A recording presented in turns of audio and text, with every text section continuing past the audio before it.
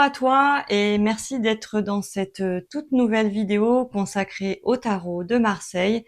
Donc aujourd'hui, je vais te présenter les 22 arcanes majeurs qui sont pour moi les 22 clés de ton âme. Donc je t'invite à t'abonner, à liker si c'est pas fait. Toutes les semaines, je mets du contenu sur le tarot de Marseille, je mets beaucoup d'enseignements.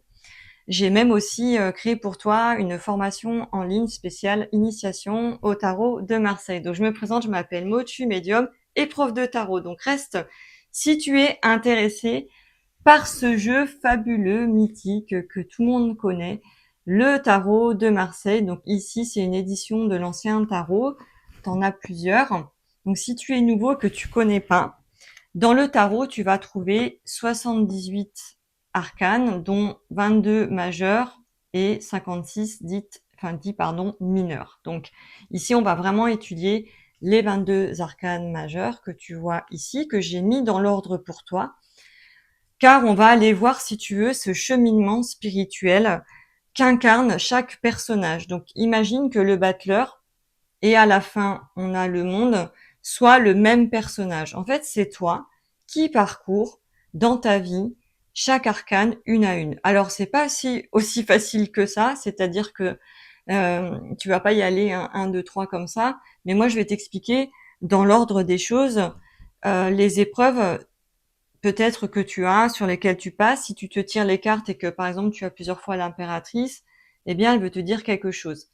Le tarot de Marseille n'est pas un outil de voyance, c'est un outil spirituel. Donc, il n'est pas là pour te prédire l'avenir. Il est là pour te dire, en fait, si tu veux, pas ce que tu dois faire, mais te dire, en fait, l'énergie que tu as, l'énergie que tu dois incarner pour peut-être, suivant la question que tu as, réussir. Donc, exemple, je veux ce travail-là, je demande est-ce que je vais avoir ce travail-là, il va me dire oui, non. En fait, il va me dire si c'est bon pour moi, il va me donner des conseils, il va me dire comment je peux faire, etc., etc. Donc, on va voir ensemble au fur et à mesure de la vidéo. Donc, on va commencer par l'arcane numéro 1, le battleur. Et je vais te donner quelques mots-clés, donc je t'invite à t'asseoir confortablement et à noter si tu aimes le tarot. Alors, je commence par le battleur, donc j'incarne le personnage du battleur, donc j'ai tous les outils en main pour réussir. Avec mon chapeau, avec un signe de l'infini, j'ai toutes les possibilités, je suis sur un nouveau départ et les 4 éléments sont posés sur la table. Je regarde à gauche, est-ce que j'y vais, est-ce que j'y vais pas? J'hésite, je doute, j'incarne le battleur, j'y vais. Et je rencontre la deuxième clé de mon âme qui est la papesse. Une fois que j'ai compris que tous les éléments étaient à l'intérieur de moi, je me reconnecte à ma sagesse profonde, ma sagesse ancienne. Tu vois qu'elle a un livre qui est posé sur ses genoux. C'est les écrits, en fait. Si tu veux, c'est le côté spirituel. On arrive, si tu veux, avec un bagage. Et là, la papesse te demande, ici, là, quand tu vois la tiare, de te reconnecter, si tu veux, à ton intuition, à ton troisième œil pour aller voir ton parcours spirituel, l'être que tu incarnes ici, dans cette vie. Ensuite, ta troisième clé, j'incarne l'impératrice, l'intelligence, la créativité. Donc là, je suis tournée sur la droite, le futur. Donc j'ai envie de créer quelque chose, j'ai envie de planter des graines, j'ai un nouveau projet, j'ai besoin en fait de m'exprimer. Tu vois, l'impératrice, elle est dans cette dynamique de création, de créativité. Elle a besoin d'élaborer des plans, elle a besoin d'aller de l'avant. Pour rencontrer l'arcane numéro 4, l'empereur, cette énergie, c'est quoi? C'est la stabilité, la sécurité. Je solidifie, si tu veux, mon socle, tu vois, la base, ce que j'ai construit, mes clés 1, 2, 3. Eh bien là, j'ai besoin en fait de me poser et de prendre confiance en moi. Je tiens le sceptre du pouvoir, l'empereur. Puis je vais incarner le pape. Le pape, tu vois, il est tourné vers le futur, donc lui, il a envie d'aller de l'avant et il te dit, je me connecte à mon cœur, à ma sagesse intérieure, comme la papesse et le couple aussi, et surtout, j'écoute ce cœur. Tu vois, l'impératrice, elle avait ouvert l'intelligence, le pape ouvre le cœur, donc ouvre ton cœur, incarne cette énergie, aie confiance et va de l'avant. Et là, je vais rencontrer l'amoureux, le chiffre 6, donc c'est le chiffre de l'harmonie, du partage. Tu as besoin en fait de t'ouvrir aux autres, de t'ouvrir au monde. Et évidemment, quand tu discutes avec d'autres personnes, tu vois qu'il y a peut-être des doutes, il y a peut-être des hésitations, il y a peut-être aussi ce moment où tu es dans un carrefour et tu dois faire un choix. L'amoureux te dit de choisir en fait par amour. Alors regarde, l'ange là, il a une flèche, il va tirer sur quel personnage? En fait, il te dit, bah, fais le choix du cœur. Pour incarner plus tard le chiffre numéro 7, tu vois, le 7, c'est quand même le chiffre de la spiritualité, l'arcane, le chariot. Alors, comme tu le sais ou pas, c'est ma carte préférée, le chariot, c'est je tiens les rênes de ma vie. Donc après, en fait, avoir fait un choix, tu montes dans ton chariot et tu prends une certaine direction. Donc c'est vraiment, si tu veux, incarner la personne que tu es spirituelle ici, dans la matière ici. Donc quand on a fait le parcours des 22 arcanes majeurs, donc les lames, si tu veux, de 1 à 7, on est vraiment sur le plan terrestre. Donc tu peux les poser devant toi comme ça. Tu mets 1, 2, 3, 4, 5, 6, 7. Et là, vraiment, tu es sur Terre. Tu as fait tes bases. Tu as rencontré le battleur. J'ai les outils. La papesse, j'ai le savoir. L'impératrice, j'ai l'intelligence. L'empereur, j'ai les bases. Le pape, j'ai le cœur. L'amoureux, je fais mes choix. Et le chariot, je suis le capitaine de mon âme. Je prends en main les choses et c'est moi qui commande. D'accord? Et on va passer au deuxième plan. Tu vois, le plan intermédiaire. Donc c'est là, en fait, si tu veux, où tu vas faire tes expériences de vie. Donc tu es entre le plan terrestre et le plan céleste. Hein. Donc ici, les prochaines cartes qu'on va voir ensemble vont te donner, si tu veux, encore plus d'indications. Alors, la justice, numéro 8, donc tu te rappelles, tu viens du chariot, donc je prends les rênes de ma vie, je fonce, j'ai une énergie dynamique. L'énergie de la justice, elle est assise, elle est posée, elle te regarde droit dans les yeux et elle te dit, trouve l'équilibre à l'intérieur de toi. Trouve ce moyen en fait d'être honnête, sois honnête avec toi-même. Tu vois, en fait, c'est ça. C'est vraiment une carte qui te dit d'être loyal, d'être franc, d'être juste, d'être stable en fait dans tes décisions. Si tu veux, il n'y a pas de demi-mesure avec l'arcane de la justice. C'est vraiment une énergie qui te demande vraiment de savoir poser tes limites, d'accord, de poser ton cadre. Pour aller rencontrer et incarner l'ermite. Alors une fois que tu as fait tout ça, que tu as réussi, si tu veux, à prendre les rênes de ta vie, le chariot et à décider par rapport à l'amoureux, tu vas rentrer dans une phase de bilan et d'introspection, pardon, avec l'ermite. Pourquoi?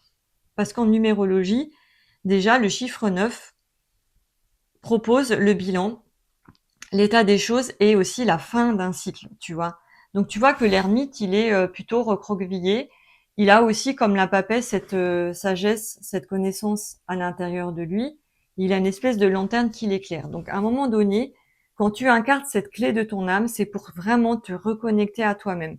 Il y a besoin profondément de d'introspection pour savoir en fait qui tu es, tout simplement spirituellement. C'est aussi une carte qui peut t'amener à aller étudier la spiritualité, les choses comme ça, tu vois, ou rencontrer, si tu veux, un guide spirituel. Et on va passer à la carte numéro 10, la roue de fortune. Et le 10, c'est toujours fin de cycle. Fin de cycle pour en relancer un nouveau. Alors, je m'explique, la roue de fortune, c'est pas qu'une question de chance ou d'opportunité.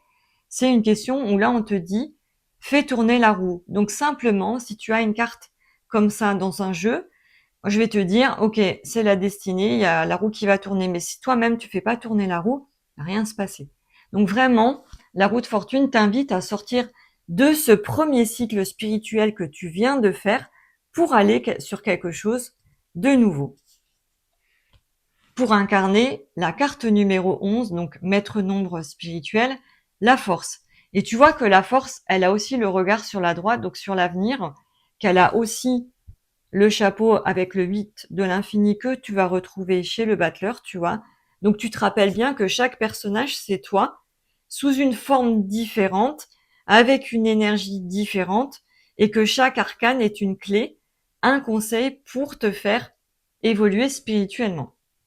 Donc tu vois que la force, elle incarne cette douceur en tenant fermement ce lion et sa gueule. Donc tout simplement, ça veut dire affirme-toi. Affirme-toi, c'est un peu comme le chariot, je tiens les rênes de ma vie.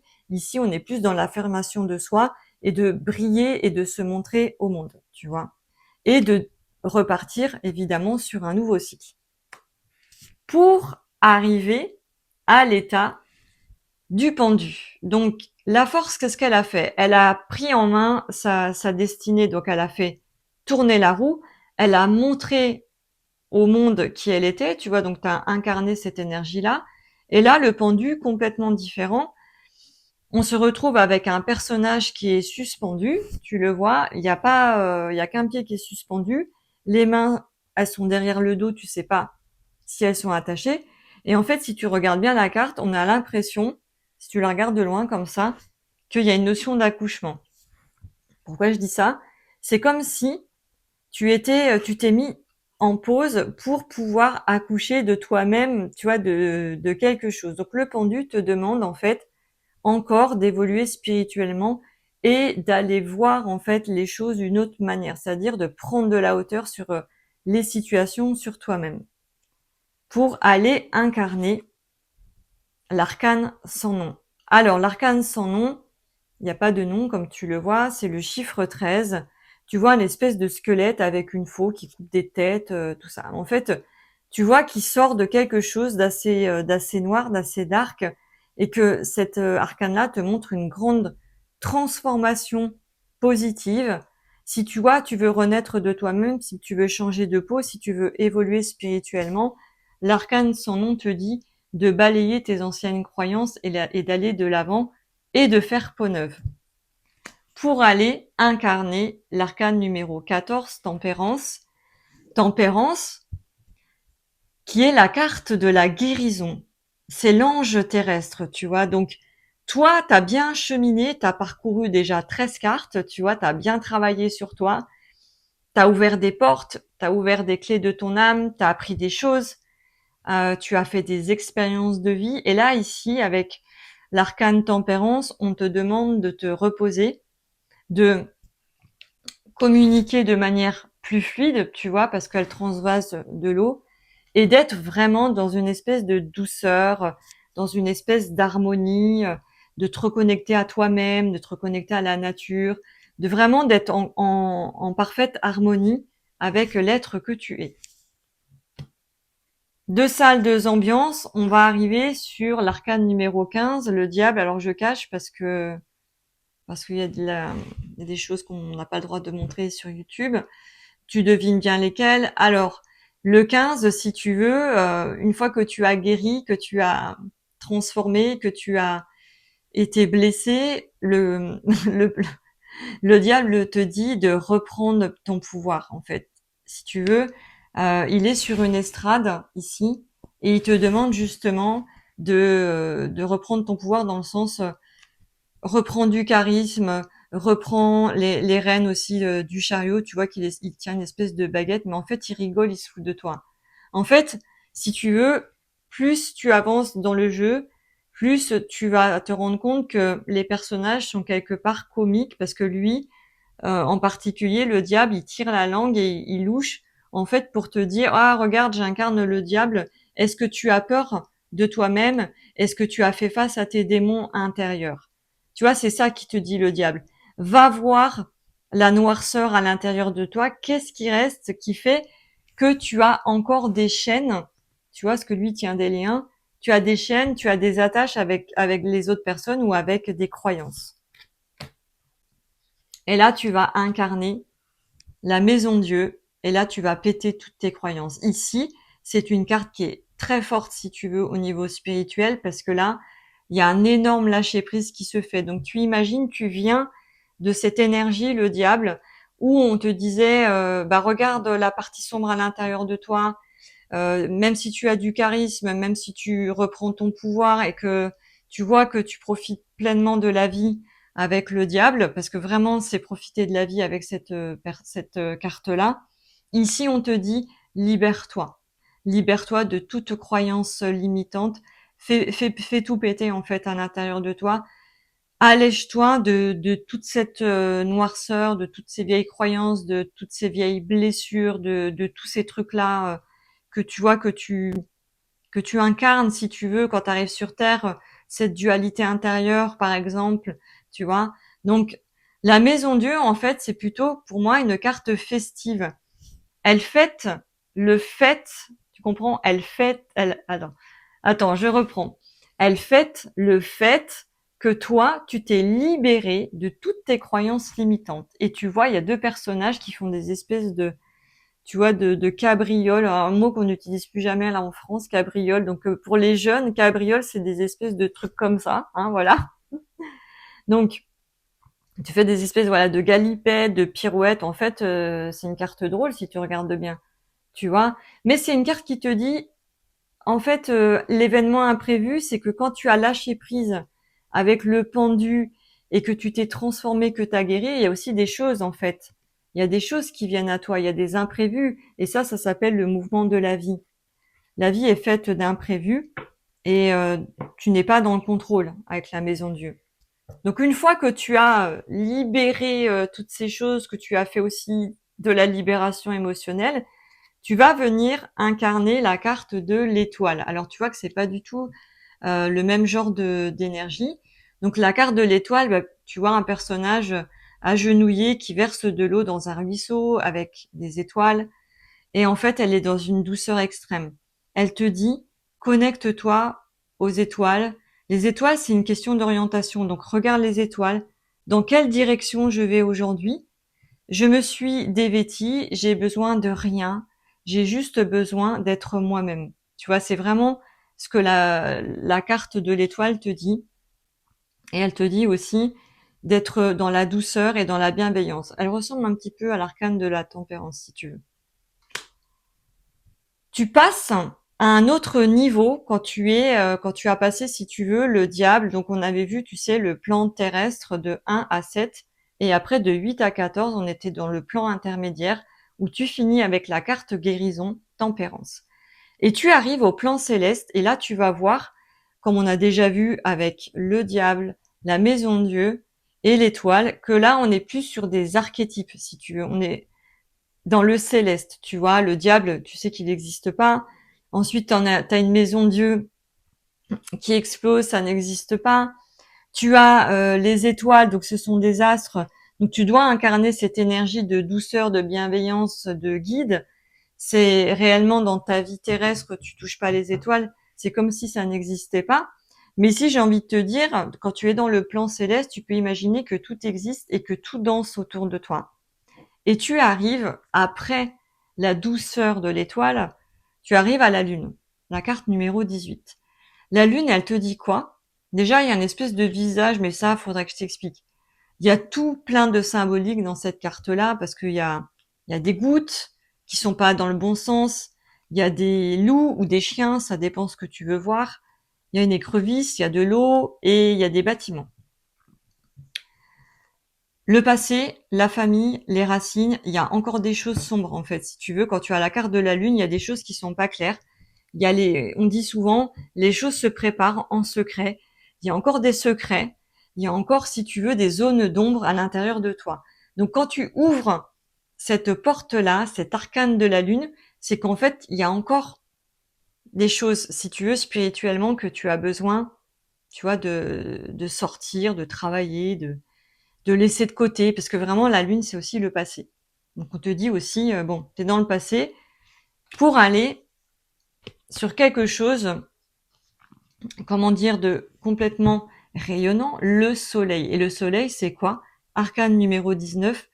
Après la pluie, le beau temps, tu vois, parce que la lune incarne quand même la pluie. Et là, il y a un éclaircissement de la situation. Moi, c'est le premier mot-clé que je vais donner dans mes cours, dans mes formations. C'est pas ouais grandiose, c'est le succès, c'est génial. Non. Le soleil, c'est la situation est en train de s'éclaircir. On est en train d'échanger, tu vois, des personnages. On voit que c'est lumineux, que en fait, t'es dans une dynamique de rayonnement. Donc le soleil, ça t'invite justement à sortir, à rayonner et à reprendre ton pouvoir d'action. Le plexus solaire, l'action si tu veux, ici. D'accord? Et une fois que tu as fait tout ça, tu as incarné l'étoile, la lune, le soleil, tu vas incarner un truc encore plus céleste qui est vraiment je lâche tout, je suis vraiment j'ai fait tout un parcours spirituel, j'ai ouvert des clés de mon âme, j'ai ouvert des portes et je suis sur la carte du jugement. Le jugement, tu vois qu'il y a un ange qui sonne les cloches, la trompette en fait, si tu veux, et qu'il y a 3 personnages. Bon, c'est le truc de la Trinité, mais on va pas aller rentrer là-dedans.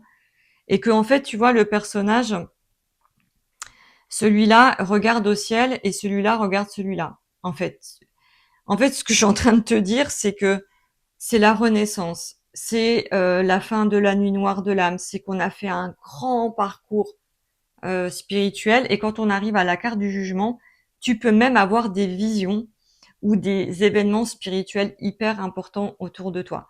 Donc, vraiment, quand tu incarnes cette clé-là, c'est que tu as déjà fait quand même beaucoup, beaucoup de boulot. Et on arrive à la carte 21. Donc, le monde, tout le monde connaît le monde. Je la cache parce que le personnage est dénudé. Alors, attends. J'essaie de mettre comme ça que tu vois un petit peu, tu vois. Alors, le monde, c'est quoi? Eh bien, tu as fait tout le parcours, tu as fait tout le chemin initiatique et tu arrives à ce succès. Tu vois que aux 4 coins de la carte, il y a les 4 éléments qui sont représentés par un ange, un aigle, un taureau et un lion. Tu vois, donc les 4 éléments. Et que le personnage central, en fait, c'est simplement l'éther, le 5 élément, la quintessence divine. Tu vois, euh, entouré, tu sais, d'une couronne, comme Jules César, tu vois, de réussite et de choses grandioses. Donc quand on a, en fait, si tu veux, la carte du monde, donc c'est quand c'est placé positivement, par exemple, dans un jeu, je vais te dire, ouverture au monde, succès, c'est merveilleux, les choses vont aboutir pour toi. Mais ça va dépendre, en fait, comment tu as travaillé en amont. Ça peut être complètement l'inverse, tu vois. Donc une fois que tu as fait ces 3 plans, d'accord. Alors, on reprend le plan terrestre de 1 à 7. Donc vraiment, tu t'incarnes vraiment, ton âme vient de s'incarner, donc tu es en mode battleur, j'ai tous les outils en main, et tu finis, chariot, je suis le capitaine de mon âme. Donc tu mets 7 cartes pour comprendre ce que tu dois incarner sur Terre. Ensuite, tu passes au plan intermédiaire, donc il y a des épreuves, il y a un ajustement, si tu veux, où il y a un moment donné où tu vas devoir faire une transformation radicale. Tu vois, avec l'arcane sans nom qui est à peu près vers la fin, et une guérison. Et tu vas passer après au plan céleste. Donc, le diable qui te dit, regarde tes zones d'ombre, regarde ce qu'il y a encore, si tu veux, quel est le pouvoir que tu incarnes sur Terre, pour aller au monde qui est complètement nu, qui regarde à gauche, qui a tous les éléments, enfin, qui incarne, si tu veux, aussi le battleur, parce que, alors, je te le montre toujours en cachant, tu vois qu'elle a la baguette dans la main. Bon, c'est une femme, hein, mais bon, ça peut être un être androgyne, on s'en fiche. Tu vois la baguette que tu vas retrouver sur l'arcane du battleur. Donc, tu vois la différence. Le battleur, il a son chapeau, il est habillé, il regarde à gauche, il a une baguette dans la main. Et en fait, elle est nue, elle est plus adulte. On voit qu'il y a une espèce de maturité, si tu veux. Elle n'a pas besoin, tu vois, de tous ces éléments parce que les éléments, ils sont autour d'elle, tu vois, enfin autour de ce personnage. Et ensuite, on a cette fameuse carte énigmatique qui s'appelle le mat ou le fou. Certains jeux de tarot, moi j'appelle le mat. Le mat se place soit à la fin, soit au début.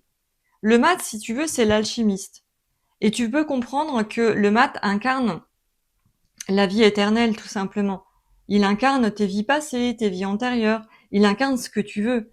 Mais si tu veux, le mat, c'est j'oublie tout mon passé et je vais de l'avant et je suis en perpétuel mouvement parce que tu vois que le mat, tu vois, il bouge, il trace sa route, comme on peut dire que quelque part il y a quelque chose ici qui le retient. Alors, moi, je sais pas trop si c'est un chat, un chien ou un loup. Bon, bref, il y a quelqu'un qui essaie de le retenir, mais lui s'en fiche. Il y va. Il y va et en fait, cette carte, quand tu incarnes le mat, c'est quand même une énergie assez puissante dans le sens où t'as plus besoin de toutes ces choses, tu vas de l'avant et tu vois bien que la vie, c'est un éternel recommencement. Voilà, signé le mat. Hein. Je te dis ce qu'il me raconte moi quand je vois la carte. Voilà, donc on a fait le tour ensemble des 22 arcanes majeures. Donc je t'ai donné au fur et à mesure ma vision des choses, de comment je vois le jeu. Et surtout, ce que je vois quand on tire les cartes, c'est que quand par exemple tu as une impératrice ou un amoureux, c'est pas parce que tu l'as en réponse que c'est ce qui va se passer. En fait, si tu veux, le tarot de Marseille te demande d'incarner la carte. Voilà. Donc sur ce, je te souhaite une belle journée et va voir mes autres vidéos pour du contenu. N'oublie pas de liker et de t'abonner.